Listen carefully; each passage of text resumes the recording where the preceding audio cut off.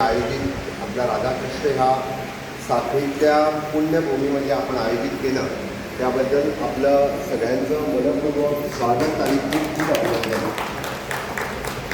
मला आठवतं की या अगोदर म्हणजे अप्रॉक्सिमेटली 2014मध्ये मी मराठी साहित्य संमेलन राजी देसाई श्री चंद्रकांत गावस सर या ठिकाणी बसलेले आहेत. याच प्रांगणामध्ये 2014मध्ये मराठीचं साहित्य संमेलन या ठिकाणी घडून आलं होतं. त्यावेळीही कित्येक साहित्यिक या राधाकृष्णाच्या प्रांगणामध्ये आलं होतं. त्याही अगोदर 2005मध्ये कोमसप म्हणजे कोकण मराठी साहित्य परिषद या साहित्य परिषदेचं साहित्य संमेलन 2004मध्ये भव्य आणि दिव्य असा कार्यक्रम त्यावेळीचे राज्यपाल, त्यावेळीचे मुख्यमंत्री, त्यावेळीचे आमदार या सगळ्यांच्या उपस्थितीत आमच्या साखळीतल्या बोडके मैदानवरती खूप मोठ्या प्रमाणामध्ये आयोजन करण्यात आलं होतं. आणि त्यावेळी अप्रॉक्सिमेटली संपूर्ण गोमंतकातील हायर सेकंडरी आणि कॉलेजेस असं मिळून 3 दिवस हे संमेलन चाललं होतं. त्या 3 दिवसाच्या साहित्य संमेलनाला मला वाटतं की जवळपास गोव्यातील त्यावेळी 5,000 ते 6,000 युवक युवती त्या कार्यक्रमाला येऊन या ठिकाणी उपस्थित राहिले होते. तशी साखळी आणि बिचोली तालुका हा सदोदित मराठी साहित्यिक असेल किंवा मराठीच्या कुठल्याही कार्यक्रमासाठी आजही अग्रेसर आहे. आणि आजही आपण साहित्याचं म्हणा, नाट्य म्हणा, गायन म्हणा असा कुठलाही कार्यक्रम तर आपल्या बिचोली तालुक्यामध्ये आयोजन केलं तर सदोदित भरभरून आणि खूप मोठा प्रतिसाद हा आपल्या बिचोली तालुक्यामध्ये मिळतो.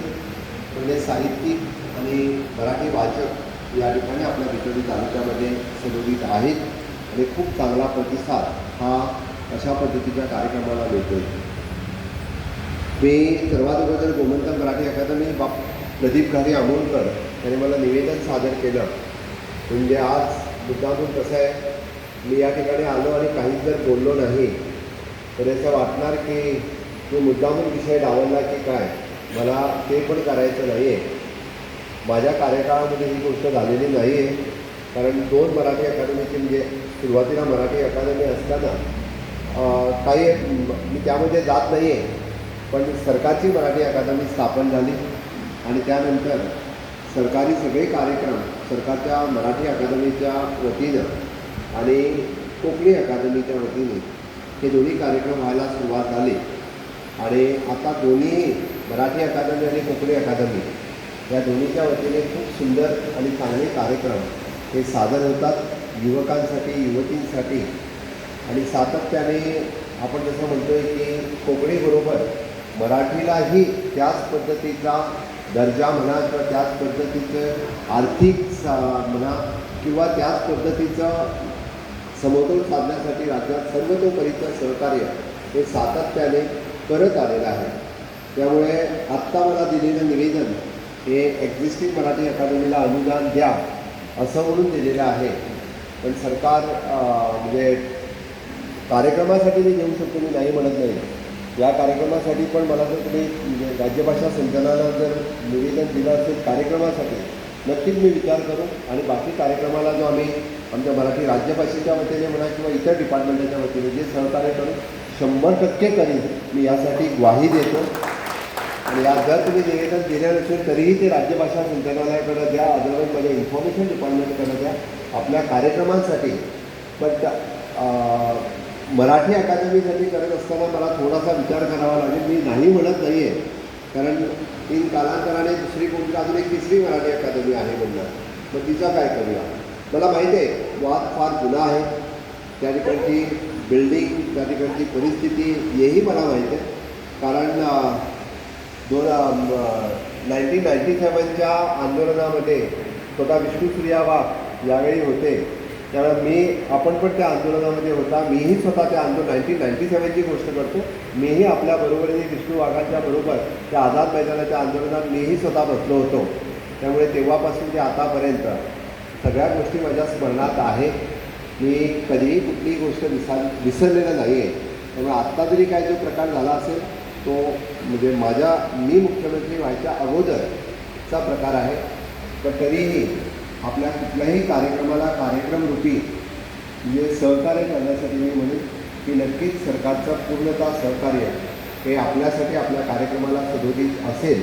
कारण आपण सगळे मिळून शेवटी मराठीची सेवा करत आहोत. आपण शेवटी सगळे मिळून ज्याला म्हणतो आहे की ज्या मराठी साहित्य निर्मितीची असो किंवा मराठीची भावी पिढी तयार होण्यासाठी आपण सगळेजण मिळून काम करतो आणि ती होणं अत्यंत गरजेचं आहे. जसं आपण म्हणतो आहे की रिजनल लँग्वेजेस वाढण्यासाठी जे खूप मोठं योगदान जर कोणी दिलं असेल तर ते आताचे प्रधानमंत्री माननीय नरेंद्र मोदीजीने नो डाऊट म्हणजे माननीय मोदीजीने मराठीला राज्यभाषेत मराठीला अभिजात दर्जा दिला आणि national education policy new education policy जे 40 वर्षानंतर शैक्षणिक धोरण आपल्या देशामध्ये पास झालं त्या शैक्षणिक धोरणामध्ये रिजनल लँग्वेजेसमध्ये मुळावर शिक्षण घ्यावं यासाठीही त्याने भर दिला. म्हणून तर तामिळ असेल, उर्दू असेल, कन्नड असेल, कोकणी असेल, मराठी असेल, हिंदी असेल या सगळ्या रिजनल लँग्वेजेसमध्ये प्राथमिक शिक्षण नाही तर प्रोफेशनल शिक्षण पण व्हावं यासाठी त्याने चक्क भर दिलेला आहे. आणि आत्ताच्या घडीला आपण पूर्ण देशभर बघतोय की अगोदर तरी फक्त म्हणजे प्रायमरी आणि सेकंडरी ह्या लँग्वेजेसमध्येच फक्त एज्युकेशन होतं. पण आता मी बघितलेलं आहे की प्रोफेशनल कोर्सेसची पुस्तकं हे रिजनल लँग्वेजेसमध्ये बनायला लागलेली आहेत. इंजिनिअरिंग आणि मेडिकलची म्हणजे मध्य प्रदेशसारख्या राज्याने हिंदी मीडियममधून त्यांच्या इंजिनिअरिंग कॉलेजेसची पुस्तकं आणि सिलेबस तयार केलेला आहे जो अगोदर फक्त आणि फक्त इंग्लिश लँग्वेजमध्ये होती. म्हणजे हे 75 वर्ष ज्या गोष्टीकडे कोणी लक्ष दिलं नव्हतं ते पहिल्या वेळी माननीय प्रधानमंत्री नरेंद्र मोदीजीने एवढा कटाक्षाने रिजनल लँग्वेजेसच्या वरती भर दिलेला आहे. मी म्हणेन मी पॉलिटिकल भाषण करायला इथे या ठिकाणी बिलकुल आलेलो नाही आहे. पण मी याचसाठी म्हणेन कारण जेव्हा मराठी भाषेचा विषय येतो तेव्हा प्रत्येक राज्यामध्ये त्यांची स्वतःची भाषा आहे आणि त्या रिजनल लँग्वेजेस जोपर्यंत घडत नाही आहे तोपर्यंत आपला कन्सेप्ट क्लिअर होत नाही आहे. म्हणजे कन्सेप्ट क्लिअर होण्यासाठी ही रिजनल लँग्वेज ही महत्त्वाची लागते आणि ती भाषा शिकणं हे गरजेचं आहे. त्यामुळे या 10 वर्षाच्या कार्यकाळामध्ये रिजनल म्हणजे तामिळ ही जगातील सर्वात म्हणजे सुरुवातीपासूनची भाषा आहे आणि त्या तामिळ भाषेला सुद्धा अशाच पद्धतीने पूर्ण जगभर मान्यता देण्याचं काम हे माननीय मोदीजीने केलेलं आहे. तशीच मराठी भाषा तशी बघितली तर म्हणजे ती 15 कोटी लोकांपुरती मर्यादित नाही आहे. म्हणजे महाराष्ट्र आणि आजूबाजूच्या प्रांतापुरती मर्यादित नाही आहे तर ती संपूर्ण म्हणजे भारत देश आणि देशाच्या बाहेर आजही जरी आपण गेलो तरी मराठी कितीतरी साहित्यिक असेल, नाटक असेल, कीर्तन असेल असे महोत्सव ग्लोबली होत असताना आपल्याला दिसून येतात आणि या ग्लोबली त्याला मान्यता आहे. पण बऱ्याच वेळी काय झालेलं आहे म्हणजे आपल्या राज्यामध्ये असो किंवा कुठल्याही राज्यामध्ये असो आपण रिजनल लँग्वेजेसचं महत्त्व आपण ओळख म्हणजे रिजनल लँग्वेजेसचं महत्त्व पटवून दिलं नव्हतं. जे रिजनल लँग्वेजेसचं महत्त्व जोपर्यंत भावी पिढीला आपण पटवून देत नाही तोपर्यंत त्यांना ते समजत नाही आणि त्यातनं काय मिळणार. शेवटी प्रत्येकजण म्हणतो आपण शिकत का असतो तर आपल्याला कुठेतरी एखादी चांगली नोकरी मिळावी आणि आपल्याला उदरनिर्वाहाचं साधन व्हावं. पण मराठी आणि कोकणी भाषेतून सुद्धा आपण शिकून पुढे ते आपल्या उदरनिर्वाहाचं साधन होऊ शकतं हे जोपर्यंत पटत नाही आहे तोपर्यंत भाषा शिकायला बघत नाही हे एक. आणि दुसरी गोष्ट भाषा ही आपल्या मनावरती संस्कार करत असते. भाषा ही मनावरती आपल्या बिंबवत असते. या निमित्तानं आपल्याला कळणारी भाषाच म्हणजे आपण कंटिन्युअसली जर शिकलो, वाचलो, लिहिली तर ते आपल्यामध्ये आपल्या विचार हे क्लिअर होतात किंवा आपल्या कन्सेप्ट हा क्लिअर होतो. म्हणजे मी काल मुद्दामून सांगेन की काल कोडिंग आणि रोबोटिक एज्युकेशन जे आम्ही आपल्या गोव्यामध्ये मी माझ्या टेरियरमध्ये 2021मध्ये इंट्रोड्यूस केला आणि संपूर्ण राज्यामध्ये आतापर्यंत आपण कॉम्प्युटर एज्युकेशन शिकत होतो पण कोडिंग आणि रोबोटिक ही ॲडव्हान्स टेक्नॉलॉजी जी आत्ता मुलांना शिकायला पाहिजे ती आम्ही हायस्कूलमध्ये इंट्रोड्यूस केली आणि त्याला त्याचे लागणारे सगळे इक्विपमेंट्स म्हणजे कोडिंग आणि रोबोटिकसाठी लागणारे small equipments approximately 1.5 lakh rupees in each school 480 स्कूलामध्ये आम्ही डिस्ट्रीब्यूट केले. आपण देशामध्ये झालेल्या पूर्ण देशामध्ये म्हणजे जे मला तर फक्त आत्ता कॉम्पिटिशनचं नाव येत नाही पण 30 स्टेट्स पार्टिसिपेट झाल्या. 2.5 लाख मुलाच्या कोडिंग आणि रोबोटिक्सच्या परीक्षेसाठी बसले आणि 2.5 लाखामध्ये 100 मुलं शॉर्टलिस्ट केली आणि त्या 100 मुलामध्ये 22 मुलं ही आपल्या गोमंतकातली होती. ही अभिमानाची गोष्ट आहे. मी का सांगितलं ते पण सांगतो. तुम्ही म्हणणार ह्याला आणि त्याला संबंध काय आहे? तर ह्याला खूप चांगला संबंध आहे. कारण काल मी एक्झिबिशन बघत असताना आपल्या पेडणे गावातील एक मुलगा ते निव्वळ कोडिंग आणि रोबोटिक मला समजावून सांगत होता. तर सांगता सांगताना तो काय म्हणायला लागला, डॉक्टर हे बघून पाहिला, हे मी असं केलं आणि इथून ते याला जोडल्यानंतर ती लाईट तिकडे लागली बघा मी पाहिला. हा कन्सेप्ट एवढा माझा क्लिअर आहे की त्याने आपल्या पेडणेच्या भाषेमध्ये त्या स्टाईलमध्ये तो एवढं खूप फार छान सांगत होता. म्हणजे त्याचा कन्सेप्ट क्लिअर होता एकदम. आणि त्याने मला सगळे इन्स्ट्रुमेंट ते जोडून दाखवले आणि त्याचा एक्सपेरिमेंट काय होता, तर वाटेत जात असताना आपण स्ट्रीट लाईट आहेत आपल्या, त्या स्ट्रीट लाईट सकाळी उजेड पडल्या त्या स्ट्रीट लाईट ऑटोमॅटिक बंद होतात आणि रात्र झाल्यानंतर त्या स्ट्रीट लाईट ऑटोमॅटिक चालू होतात, ज्याने आपली सेव्ह ऑफ इलेक्ट्रिसिटी हा त्याचा मुळातला कन्सेप्ट. पण तो त्याने एवढा आपल्या पेडणेतल्या पेडणेकरी भाषेने मला खूप सुरेख, म्हणजे आपण कोकणी आणि मराठीचं मिक्सचर जर कुठं बघतोय तर ते पेडण्यामध्ये बघतोय आणि त्या पेडणेकरी भाषेमध्ये खूप छान तिथे एक्सप्लेन केलं. आणि मी त्याला लगेच विचारलं, दोघं पण मुले होते पेडण्याच्या आपल्या ग्रामीण हायस्कूलमधल्या होत्या, दोघांना पण विचारलं की आपण पुढे काय करणार. त्यावेळेला आम्ही IT इंजिनियर होणार आहोत दोघं पण. मी त्याने एवढं क्लिअर कट, म्हणजे आपण जेव्हा त्यांना आपल्या बोलीभाषेमध्ये मायभाषेमध्ये हा कन्सेप्ट क्लिअर केलेला आहे त्यांच्या डोक्यामध्ये एकदम फिट्ट बसलेला आहे. आणि म्हणून तर देशामध्ये 2.5 लाख मुलामध्ये सुद्धा म्हणजे आपल्या 100 मुलं शॉर्टलिस्ट झाल्यानंतर 22 मुलं या छोट्याशा गोमंतकामध्ये असणे हे आपल्यासाठी म्हणजे भाग्याची गोष्ट आहे. कारण हा कन्सेप्ट आपले जे 57 आम्ही आमच्या केअर प्रोजेक्टमध्ये जे कॉम्प्युटर टीचर्स घेतले, कॉम्प्युटर टीचर अगोदरपासून होते. म्हणजे गेली 15 वर्ष मी बघते की कॉम्प्युटर टीचर त्यांना कॉम्प्युटर शिकवत होते, पण त्यांनी काही प्रोग्रेस काही डेव्हलप केला नव्हता. पण ह्यांना सांगितलं की निव्वळ त्यांच्या लँग्वेजमधून त्यांना समजावून सांगून कन्सेप्ट क्लिअर करायचा आहे आणि तो कन्सेप्ट त्यांचा क्लिअर झाल्यानंतर अशा पद्धतीचे एक्सपेरिमेंट हे करायला लागले. हा फक्त मी एवढ्याचसाठी म्हणजे आपण जर आपल्या मायभाषेत किंवा बोलीभाषेत किंवा आपल्या ज्या भाषा आपल्याला समजते त्यामध्ये सांगितलं तरच हे होऊ शकतं. दुसरा विषय जो आपण सातत्याने गोमंतकामध्ये जे गेली कित्येक वर्ष आपण कंटिन्युअसली आपल्या शाळेवरती बोलत असतो. प्रत्येक वेळी दरवर्षी आमच्या एक 10-15 शाळा मराठी शाळा बंद होतात आणि बंद झाल्यानंतर बरेच जण आरोप सरकारवरती करतात. सरकारने 15 शाळा यावर्षी बंद केल्या. आता सरकार शाळा बंद करणार म्हणजे काय करणार? मुलं देत नाही तर सरकार काय करणार आहे? शाळा बंद करण्यापलीकडे काही पर्याय नाही आहे. जर एखाद्या शाळेमध्ये 2 मुलं असली तर त्या मुलावरती अन्याय आम्ही का म्हणून करायचा? कारण त्या 2 मुलांच्या बरोबर त्यांना एक शिक्षकही दिला, एक मुलगा असतो पहिलीमध्ये आणि दुसरा मुलगा असतो चौथीमध्ये. मग त्यांना नाही कॉम्पिटिशन आणि नाही त्यांना व्यवस्थितरित्या म्हणजे जे सिलेबस शिकवायला पाहिजे ते सिलेबस शिकवला जात नाही. मग उगाच आपला एक टीचर कधीतरी एकाला घेऊन बसतो दुसऱ्याला. मग त्यापेक्षा ते मर्ज करून एखाद्या चांगल्या शाळेमध्ये ज्या ठिकाणी 15-20 मुलं आहेत अशा ठिकाणी आपण पहिली, दुसरी, तिसरी, चौथी त्या ठिकाणी चांगलं ॲड्युकेशन ज्या ठिकाणी देऊ शकतो त्या ठिकाणी त्याला मर्ज करतो आणि ती शाळा एखाद्या वेळी बंद होते. पण बंद व्हायला सरकारला दोष देऊ नये.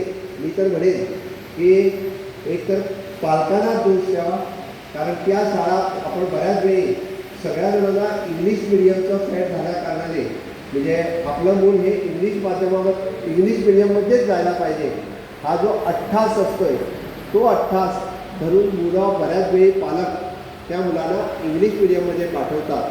आता तर मी योगायोगाने कित्येक बरेच पॅरेंट्स मला सांगतात नाही त्याला कोकणी पण येत नाही आणि मराठी पण येत नाही. मी म्हटलं तो कुठं जन्माला आला आहे? अमेरिकेत तर नाही ना? आहे म्हणजे खोटं सांगत नाही आहे मी. गोव्यासारख्या आपल्या राज्यात पॅरेंट्स निव्वळ म्हणजे आपले संस्कृतीमध्ये निव्वळ कोकणी मराठी आमच्याशी बोलतात, पण घरातील मुलाला कोकणी आणि मराठी येत नाही आहे ही आश्चर्याची गोष्ट आहे. म्हणजे त्याहून तुम्ही पुढे बघा म्हणजे काय परिस्थिती येणार आहे ती. त्यामुळे नो डाऊट इंग्लिश शिकावं 100%. We should not only the English but our child should know more than the 5-6 languages, French, Portugal, ज्या ज्या भाषा शिकता येणार तेवढ्या भाषा शिकाव्या. कारण ह्या भाषा जोपर्यंत आपण शिकत नाही तोपर्यंत आपण जगभ्रमण करू शकणार नाही आहे. त्यामुळे जेवढ्या भाषा शिकाव्या तेवढ्या भाषा कमी, पण त्याबरोबर आपली स्वतःची भाषा ही यायलाच पाहिजे. स्वतःच्या भाषेवरचा कन्सेप्ट आपला क्लिअर असायला पाहिजे. त्यामुळे कुठल्याही प्राथमिक शाळेवरती आजपर्यंत सरकारने अन्याय केलेला नाही आहे. आजही आम्ही म्हणजे इंग्लिश मिडियमच्या शाळेला परमिशन देत नाही आहोत. मी परत सांगतो, ग्रँटेड एड स्कूलला इंग्लिशमध्ये सरकार परमिशन देत नाही आहे. फक्त आणि फक्त मराठी आणि कोकणी ज्या शाळांना परमिशन मागतात त्याच शाळांना आम्ही परमिशन देतो आहे. अदरवाईज कोणतरी म्हणजे ग्रँटेड एड न घेता किंवा CBSE बोर्ड, कुठला फॉरेन बोर्ड अशा बोर्डला परमिशन सिटी एरियामध्ये घेतात. त्यामुळे सरकारवरती दोष न देता आपण आपल्या प्रायमरी शाळा कशा पद्धतीने सक्षम आणि चांगल्या पद्धतीने कराव्या, म्हणजे एवढ्याचवरती नाही तर आपल्या प्राथमिक शाळेमध्ये जेवढे टीचर्स आहेत त्यांना वेगवेगळ्या बाबतीत त्यांना ट्रेन करायचं काम एक 2-3 NGO मार्फत आम्ही करतो आहे. मुक्ता फाउंडेशन म्हणून आमच्याकडे NGO आहे. ते मुद्दामून सांगेल, आपल्याला जर कुठली जवळपासची शाळा जर माहिती असेल तर त्या शाळेमध्ये जाऊन मुद्दामून टीचर किंवा एखाद्या विद्यार्थ्याला विचारा की आपल्या शाळेमध्ये आपल्याला काय काय शिकवतात. सिलेबसच्या बाहेर आपला पर्यावरण, परिसर आणि आपल्या ज्याला आपण म्हणतोय की कम्युनिकेशन स्किल, या सगळ्या हे खूप चांगल्या पद्धतीने मुक्ता फाउंडेशन नावाचा NGO शिकवतं आणि आपल्याला कळायला पाहिजे म्हणून सांगतोय. तरी मुक्ता फाउंडेशन आणि आपल्या पूर्ण सगळ्या मराठी शाळांमध्ये गेली कंटिन्युअसली 8 ते 10 वर्ष आपले टीचर्स आणि विद्यार्थी यांच्याबरोबर ते काम करतात. त्याने महाराष्ट्र आणि गोवा यामधला सर्वे केला आणि सर्वे केल्यानंतर त्याच्या लक्षात आलं की गोव्यातील मुलं महाराष्ट्रातील मुलापेक्षा कितीतरी दृष्टीने पुढे आहेत हे त्यांना दिसून आलं. हे आपल्या दृष्टीने खूप खूप महत्त्वाचं आहे. त्याने काढलेली चित्र एवढी सुंदर आणि सुरेख आहेत किंवा त्याने एक कम्प्लिटली मोठा बुक तयार केलेला आहे. कोणीतरी टीचर्स या ठिकाणी असेल त्यांना माहिती आहे, कारण ते खूप मोठे चांगले बुक्स आम्ही आमच्या डिपार्टमेंटमध्ये करून ठेवलेले आहेत. त्याने खूप म्हणजे त्यांची आवड ही साहित्याविषयी निर्माण व्हावी, त्यांना आवड ह्या परिसराविषयी निर्माण व्हावी, त्यांना आवड ह्या पूर्णतः साहित्य आणि याच्याविषयी जोपर्यंत निर्माण होत नाही तोपर्यंत माणूस घडत नाही असं आपण सातत्याने म्हणतो आहे.